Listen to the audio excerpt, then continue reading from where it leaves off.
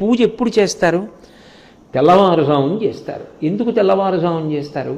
ముందు ఎవడిచ్చాడో ఈ ఉపకరణములను, ఎవడు వీటికి శక్తినిచ్చాడో, ఎవడు ఈ శక్తి బడలిపోతే మళ్ళీ నిద్రాకాలిక సుఖంలో మళ్ళీ ఆ బడలికనంతటినీ తీసి మళ్ళీ సుఖాన్నిచ్చి శక్తినిచ్చి ఇంద్రియములను సిద్ధం చేశాడో వాడికి కృతజ్ఞత చెప్పి అప్పుడు వాటిని వాడుకుంటాడు.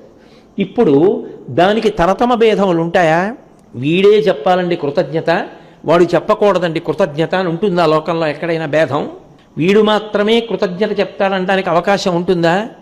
నువ్వు ఏ పేరు చెప్పి భేదం చెప్తున్నావో ఆ భేదానికి అతీతంగా పరమేశ్వరుడు అందరికీ కళ్ళిచ్చాడు, అందరికీ చెవులిచ్చాడు, అందరికీ బుక్కిచ్చాడు, అందరికీ నాలుగిచ్చాడు, అందరికీ చర్మం ఇచ్చాడు. అయినప్పుడు కృతజ్ఞత చెప్పడానికి కూడా అందరికీ సమానాధికారం ఉన్నది. ఈ ప్రేమ నా ఎందున్నప్పుడు నేను కృతజ్ఞత చెప్పడానికి అనర్హుడను అని చెప్పగలిగినంత సాహసం ఎవడు చెయ్యగలడు? ఎవరైనా కృతజ్ఞత చెప్పవచ్చు.